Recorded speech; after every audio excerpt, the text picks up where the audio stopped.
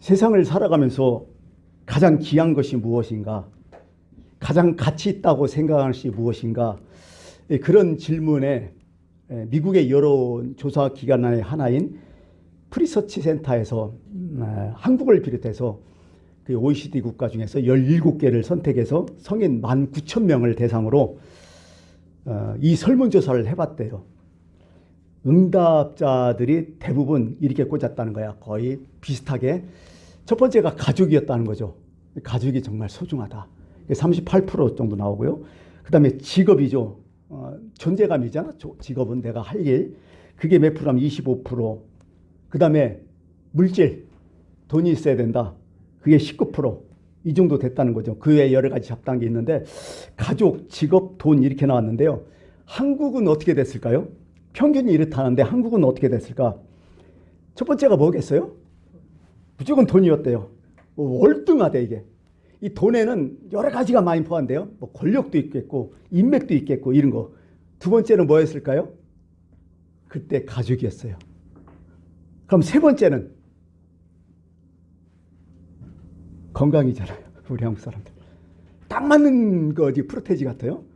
이게 우리나라가 유독 어느 민족, 어느 나라보다도 돈에 대해 무진장 집착이 있었다는 거죠. 그래서 우리나라의 종교가 딱 돌아오면 뭐부터 시작해요? 기복 신앙부터 시작하는 거예요. 이게 복 달라는 거죠, 무조건. 기독교도 기복 신앙이었잖아요. 아니, 복 달라는 게 나쁜 게 아니라 유독 그것만 강력하다는 거예요. 오직 복, 뭐 남 어떻게 됐든 나한테 복, 이거였다는 거죠. 참 그런 것 같아요. 우리가 지금. 우리는 몰랐어요. 근데 그 물질 중에서도 가장 중요한 게 뭐냐? 우리나라 물질도 여러 가지 있잖아요. 동산, 부동산 중에서. 근데 부동산이 1위였어요. 부동산 중에서 최고는 뭐예요 또? 아파트. 그렇게 통계가 딱 나왔어요. 아파트. 이게 외국 사람이 볼 때 우리나라 한국 사람 딱 보면 어떤 느낌이요? 저 사람들은 아파트 때문에 미친다는 거예요. 다들 막 난리 난다는 거예요. 아파트가 올랐느니 내렸느니 이게 아주 탑 클래스 그냥 막 최고의 뉴스라는 거야 이게. 그러니까 어떻게 하면 그 옛날에 김수일이 아파트가 불렀지만 그 보금성가 아니에요. 뭐 그 정도라는 거예요. 우리 한국 사람들은. 하여간 돈을 제일 중심에 두고 우리는 지금 신앙생활을 하고 있다.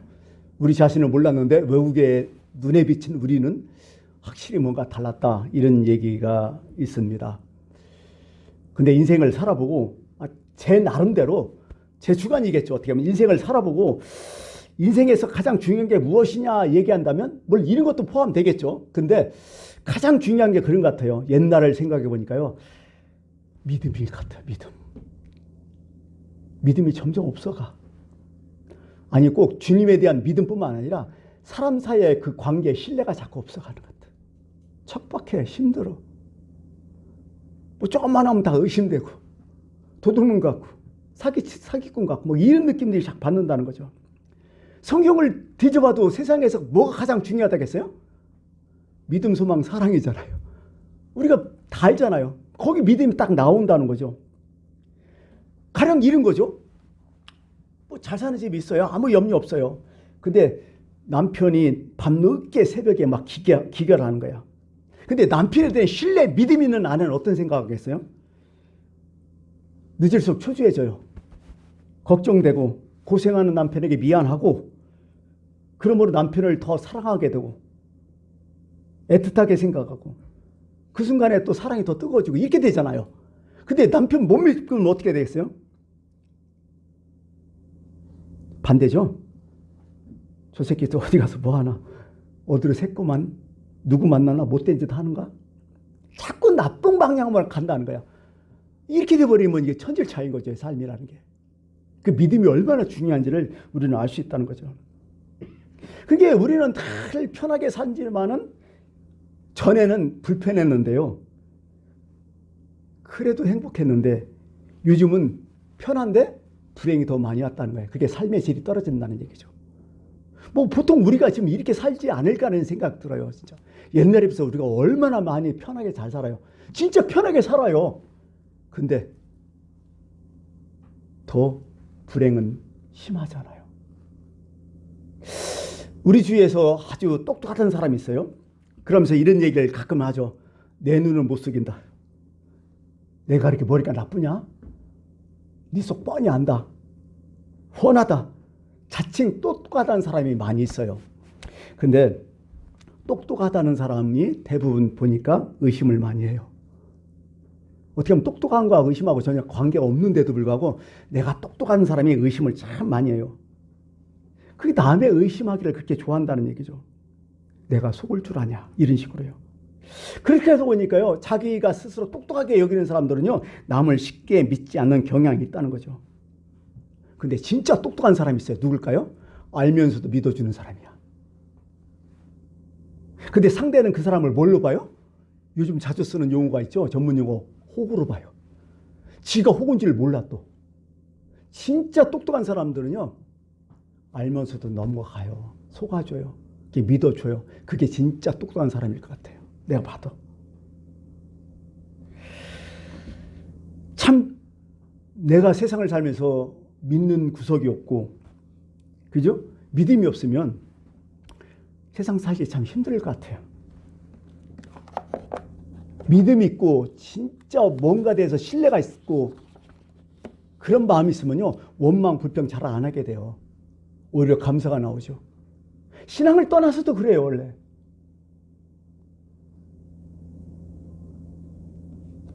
믿음의 동요를 뭘로 생각하세요, 여러분들? 믿음과 똑같은 동요. 저는 그래요. 백그라운드로 생각해요. 그게 믿음의 동요 아니에요? 뒤를 봐주는 사람. 그게 믿음의 동요거든요.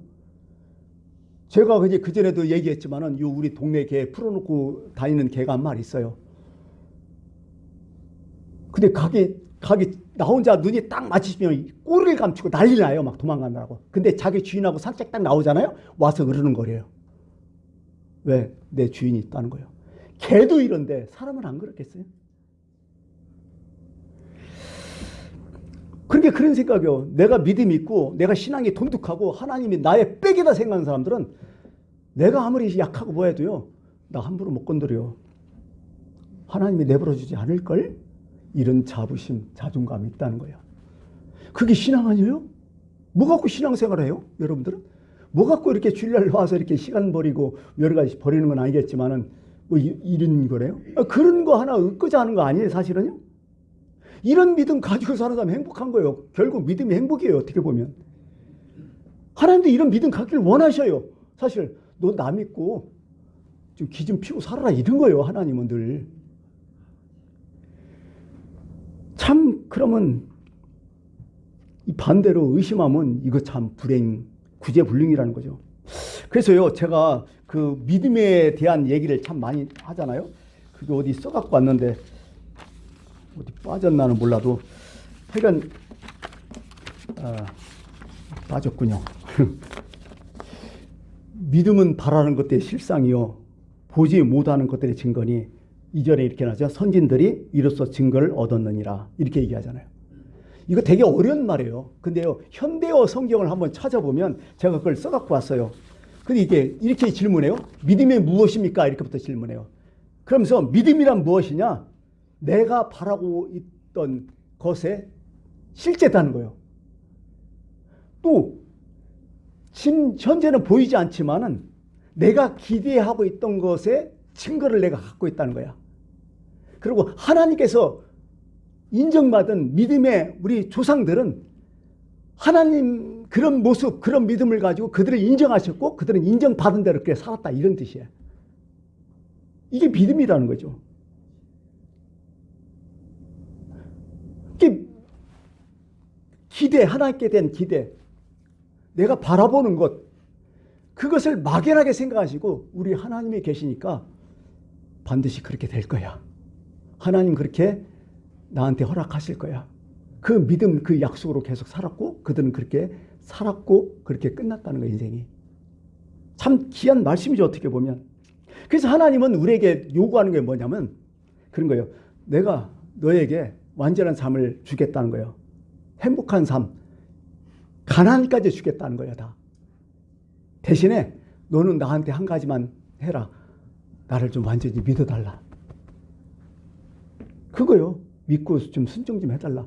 성경 얘기가 그거예요, 사실은요. 다른 거 없어요. 내가 이렇게 너를 보호하고 사랑하고 이렇게 해줄 테니까 너는 다만 나 좀 믿고 그냥 내 말에 순종하고 따라올 수 없냐? 아니, 하나님께서 이스라엘 백성에게 하는 얘기도 그렇고 오늘 우리에게 얘기하는 것도 그거예요. 사실은 간단해요. 그거 너무 간단한 거예요. 그래서 오늘은 본문 말씀이 우리 여러분 잘 알잖아요. 오늘 뭐 불기둥과 구름기둥 쭉 얘기하는데 그 의미에 대해서 좀 저는 말씀을 좀 드리려고 해요. 여러분 알다시피 애굽에서 440년 동안 살았다고 성경에 나오잖아요. 그 요셉이 죽고 이렇게 하다 보면 아마 한 200년 동안 노예 생활을 한 것 같아요. 노예 생활을 그럼 몇 세대 했을까? 뭐 한 50년씩만 따져도 한 5세대, 6세대 했겠죠. 그게 여러분 5세대, 6세대 지나면 완전 노예는 노예예요. 그냥 아무것도 몰라요. 사실은. 한 200년이 그렇게 살았는데 습관이 되는데 그게 되겠어요? 그게 이들한테는 없는 게 뭐예요? 자유 없어요. 자유가 뭔지 몰라요. 해방이 뭔지 몰라요. 독립이 뭔지도 몰라요. 아무것도 몰라. 그냥 삶이 힘들다는 거예요.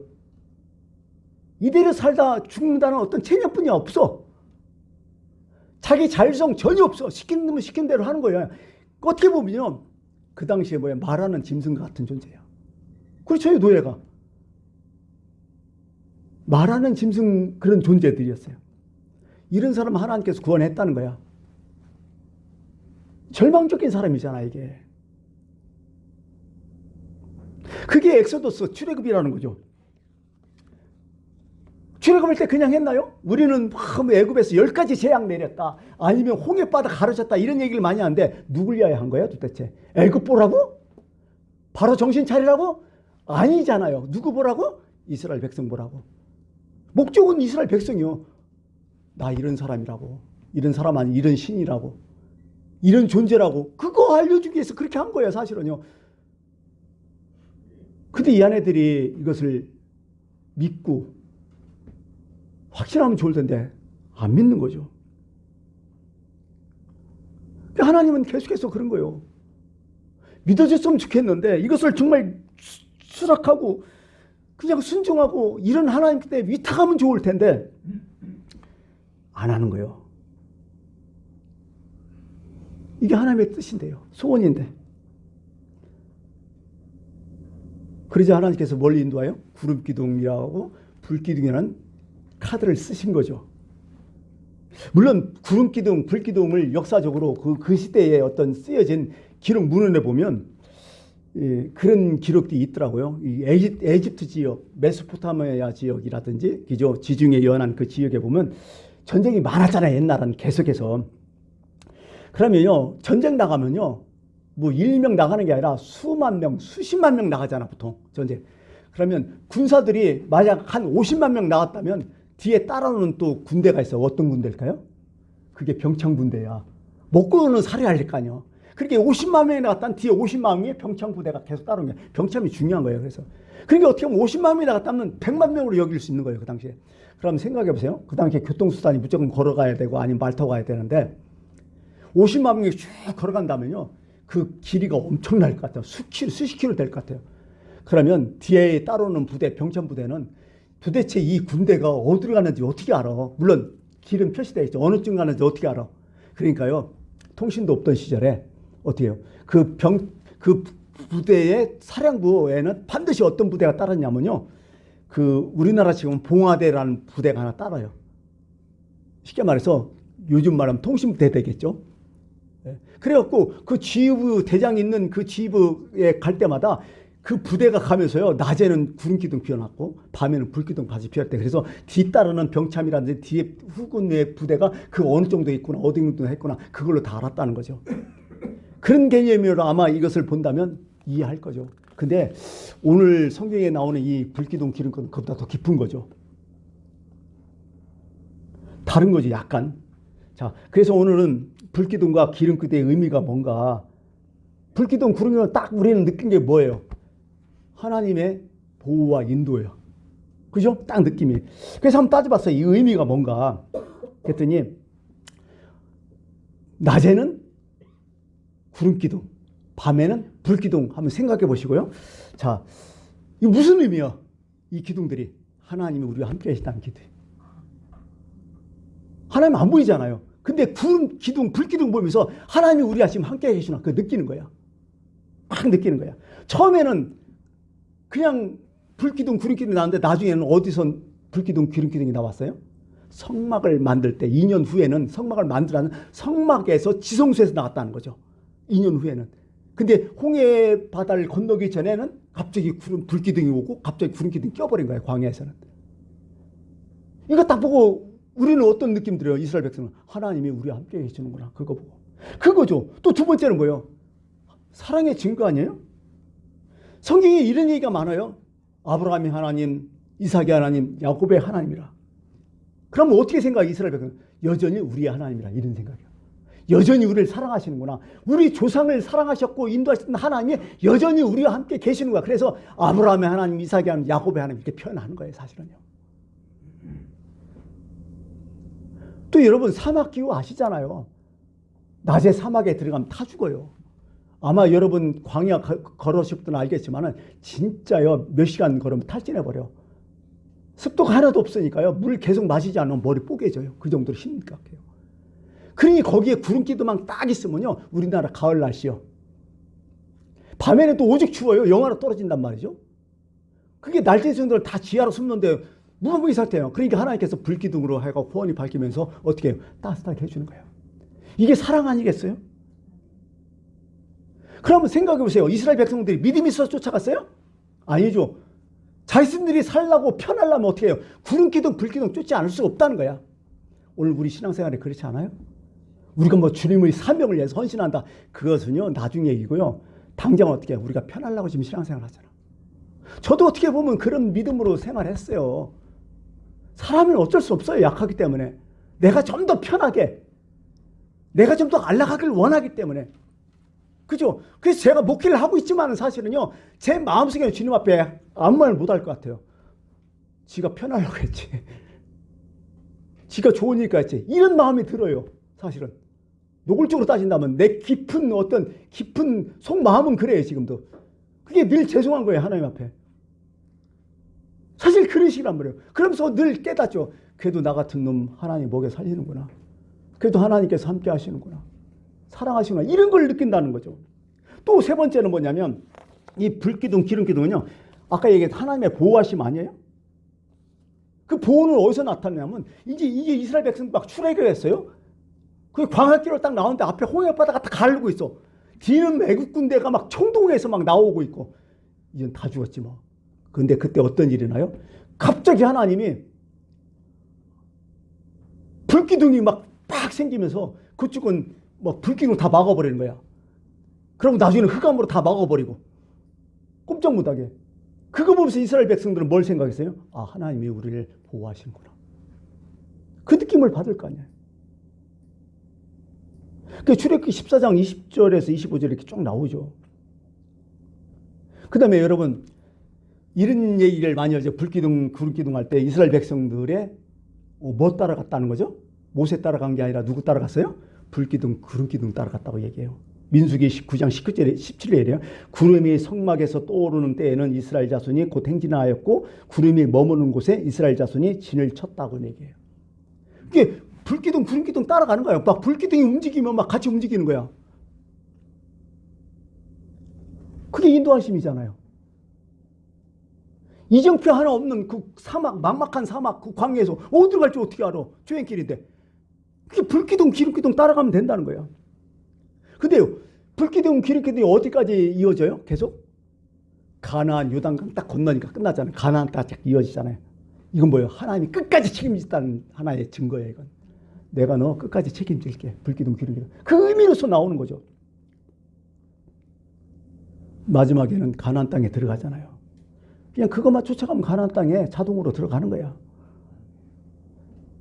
늘 성경에서 마지막 그 계시록 2장 22장 13절에 보면 나는 알파야 오메가요 처음과 마지막이요 시작과 마침이라 이런 내용 있잖아요. 그게 계시록 1장 1절에도 나와요. 그게 뭐예요? 하나님께서 말씀하신 나는 처음과 마지막이라는 거야. 처음과 끝까지 나는 같다는 거야. 책임진다는 거야. 이게 바로 구름기둥과 불기둥의 어떤 의미였다는 거죠. 근데 여러분 오늘 성경이 얘기하는 게 뭐예요? 이거 신뢰할 수 있느냐는 거예요. 이게 믿어줄 수 있느냐는 거야. 이게 너희들이 비록 광야길을 갈지라도 이거 믿을 수 있냐는 거예요. 광야길에도 믿음과 신뢰만 있다면 괜찮다는 거예요. 하나님은 살만하다는 거예요. 어떤 길, 환경의 문제가 아니라는 거예요. 하나님 오늘 성경에는 나에 대한 신뢰의 문제라는 거예요. 모든 것이 진짜 얼만큼 믿는다는 거예요. 이스라엘 백성들이 진짜 신뢰하고 온전히 믿음으로 따랐다면 그들은 광야길 즐겼을 것 같아요. 왜? 하나님 그렇게까지 보호하시잖아.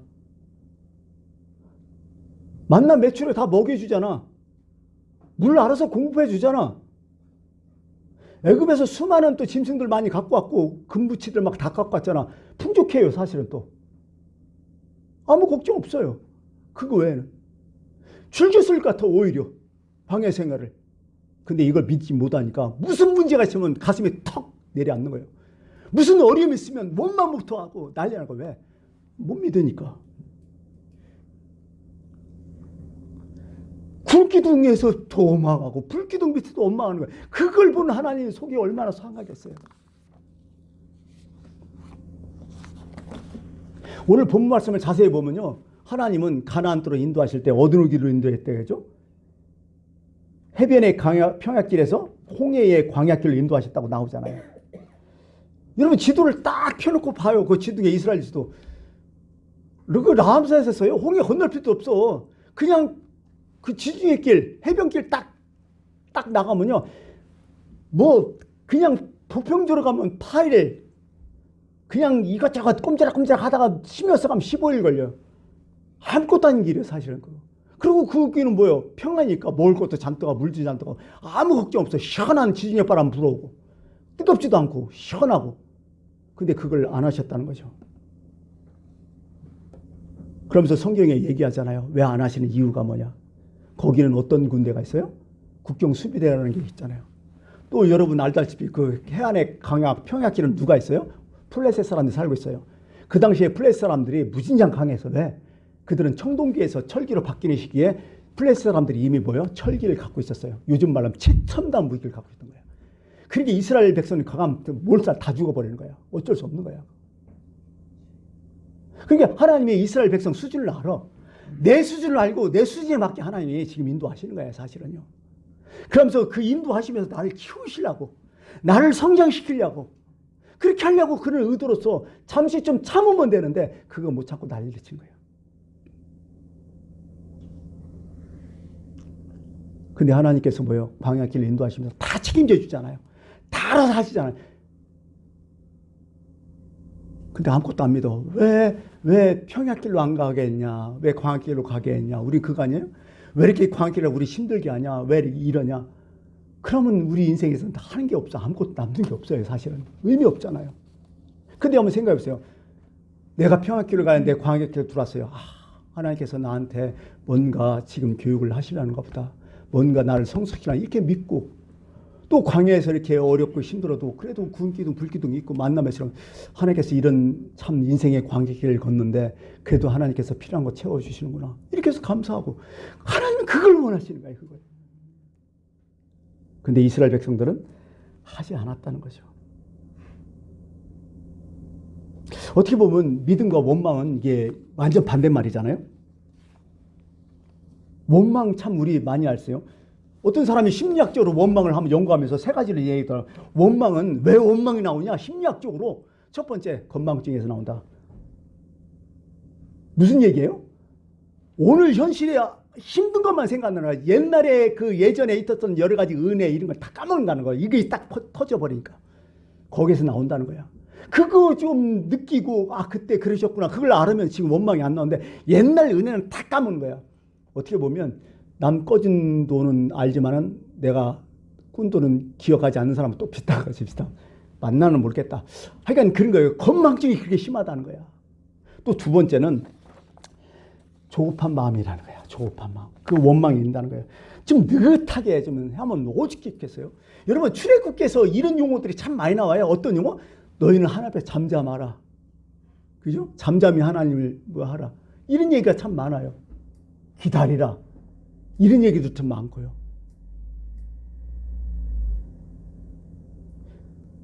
근데 오늘 뭐 정부화 시대 때는 우리 습관적으로 기다리지 못하는 습관이 엄청나게 많아요. 비근한 예를 한번 들어볼까요? 뭐 지난달인가 지지난달인가 총선했잖아요. 국회의원 선거. 여러분들 국회의원 선거할 때 지금 방송 보면서 날 세운 사람 많을걸요? 생각해봤어요. 내일 아침 알겠는데 뭐 이렇게 밤새워서 볼까? 그 못 기다리는 거예요. 그걸 보여야 식성 보고 그래야 날 꼬박 새는 사람 많아요. 사실은. 또 어떤 사람이 뭐 시험을 봤어요. 뭐 직장이라든지 어떤 시험을 봤어요. 이런 사람 중에서 어떻게 해요? 시험 날짜 보면 나오잖아요. 언제. 그럼 기다려야 하는데 꼭 미리 어디서 전해갖고 뭐 이거 어떠냐 묻는 사람 있잖아. 꼭. 이게 습관이라고 이런 모습들이 우리에게 있단 말이죠. 그러니까 조급한 거야. 조급하면 절대로요. 감사가 안 나와요. 원망 나죠. 난리를 치지. 조급하지 말아야 돼요. 탁하게 있어야 돼요. 맡기고. 한 가지로 뭐 불신에서 나오는 건 마찬가지잖아요. 이 시간이 됐으니까 이제 참 말씀을 좀 마치려고 해요. 지금 애굽의 군대가 막 쫓아오고 있어요. 그러자 믿음 없는 이스라엘 백성들은 원망해서 난리를 차요. 하나님 한 말씀해요. 너희는 두려워하지 말고 가만히 서서 여호와께서 너희를 위하여 행하시는 구원을 보라고. 모세가 잘 타일러요. 현실은 어때요? 앞에는 홍해고 뒤는 애굽 군대고 옆에는 절벽이고 사면 초가죠. 근데도 모세는 당황하지 말라. 잠잠하라. 가만히 있어라. 하나님 움직이실 것이다. 이런 얘기를 하는 거죠. 그때 우리는 믿음이 필요하죠. 성경에서는요, 믿음, 그걸 어떻게 표현하냐? 사실 믿음은 내 마음 아니에요? 잠언서 18장 14절에 그런 말씀 있어요. 마음이 그 병을 능히 이긴다고 얘기해요. 마음만 있으면 이긴다. 믿음만 있으면 이긴다. 능치 못할 일 없다. 이런 얘기를 참 많이 하시잖아요. 질문 하나 하겠습니다. 여러분 오늘도 지금 이 시간에도 여러분을 위하여 구름기둥, 불기둥이 있다고 생각하십니까? 그걸 믿으십니까? 믿는 게 신앙이에요. 불기둥이 지금 나를 인도하고 계십니까? 나를 보호하고 계십니까? 그거 믿는 게 신앙이에요. 별거 없어요. 지금 우리는 광야길을 걷고 있잖아요. 그러므로 우리는 보이지 않지만 하나님이 나에게는 하나님의 인도하심, 보호하심, 사랑하심이 있다. 그리고 하나님은 그걸 믿기 원하신다. 순종하기 원하신다. 꼭 기억하시기 바랍니다. 기도합니다.